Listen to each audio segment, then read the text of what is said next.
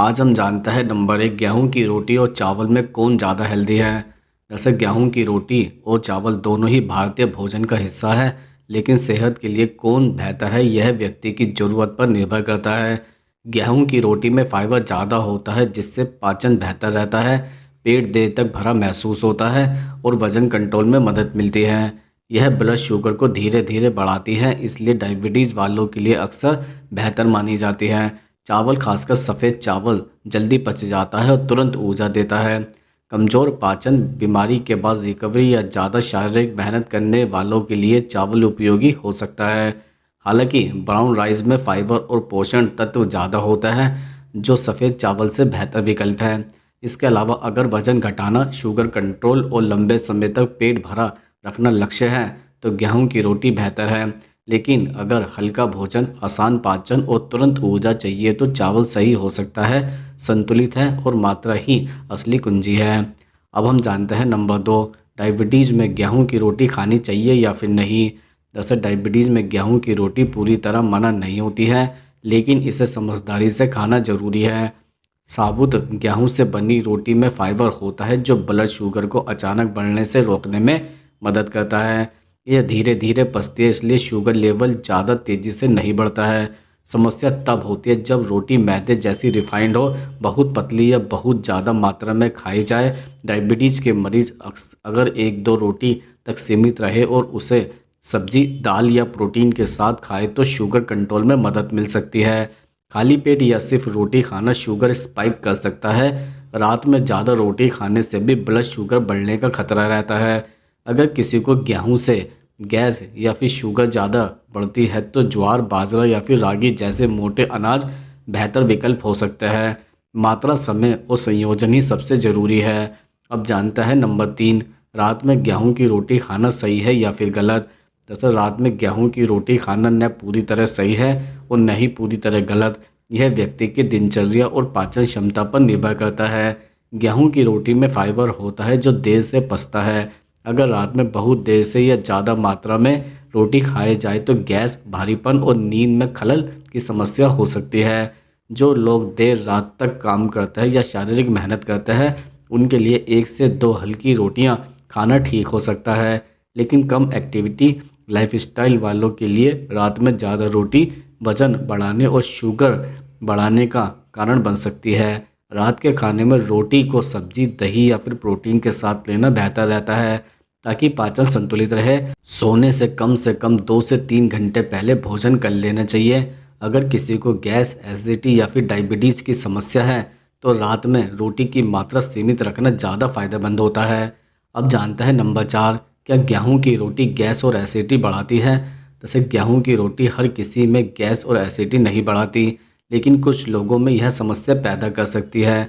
गेहूं में मौजूद ग्लूटेन और फाइबर पचने में समय लेता है। जिन लोगों का पाचन कमज़ोर होता है या जिन्हें पहले से गैस, एसिडिटी या फिर IBS जैसी समस्या है, उनमें रोटी खाने के बाद भारीपन, पेट फूलना या जलन हो सकती है।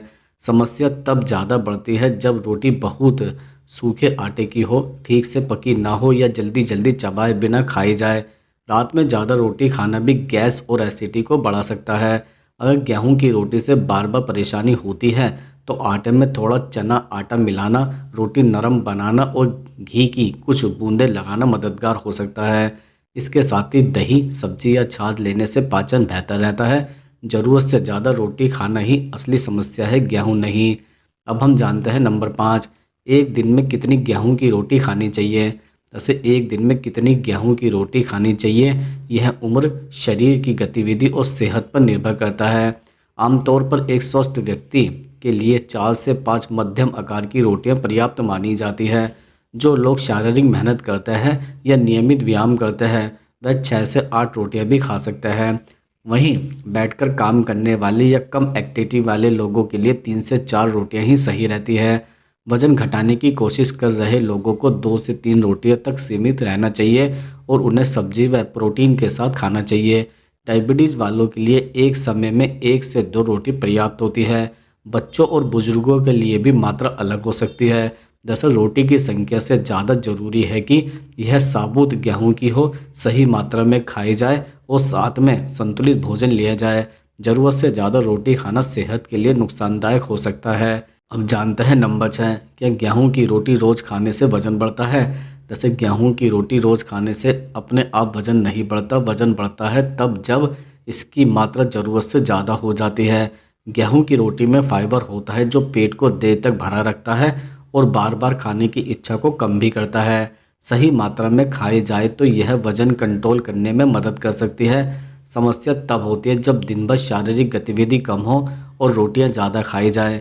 खासकर रात के समय ज़्यादा रोटी खाने से कैलोरी एस्टर हो जाती है जो धीरे धीरे फैट के रूप में जमा होने लगती है। रोटी के साथ ज़्यादा घी, मक्खन या तली हुई सब्जियां लेने से भी वज़न बढ़ने का खतरा रहता है। अगर वज़न घटाना लक्ष्य है तो 2 से 3 रोटी, ढेर सारी सब्जी और पर्याप्त प्रोटीन के साथ लेना बेहतर होता है।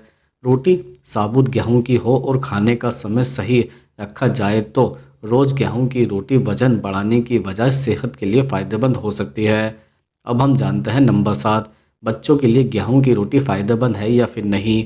जैसे बच्चों के लिए गेहूं की रोटी आमतौर पर फ़ायदेमंद मानी जाती है क्योंकि इसमें कार्बोहाइड्रेट्स, फाइबर और कुछ ज़रूरी पोषक तत्व होते हैं जो ऊर्जा और विकास में मदद करते हैं। स्कूल जाने वाले बच्चों को इससे दिन भर एक्टिव रहने की ताकत मिलती है और पाचन भी बेहतर रहता है। साबुत अनाज की रोटी बच्चों को लंबे समय तक पेट भरा होने का एहसास देती है जिससे जंक फूड की आदत कम हो सकती है। हालांकि हर बच्चे का पाचन अलग होता है। कुछ बच्चों को गेहूं से गैस, पेट दर्द या कब्ज की समस्या हो सकती है। ऐसे में रोटी बहुत भारी या सूखी न बनाएं और मात्रा उम्र के हिसाब से रखें। छोटे बच्चों के लिए नरम और पतली रोटी बेहतर रहती है। रोटी को दाल, सब्जी, दूध या दही के साथ लेना चाहिए ताकि पोषण संतुलित रहे। अगर बच्चों को गेहूं से एलर्जी या ग्लूटोन की समस्या हो तो डॉक्टर की सलाह से दूसरे अनाज चुनना बेहतर होता है।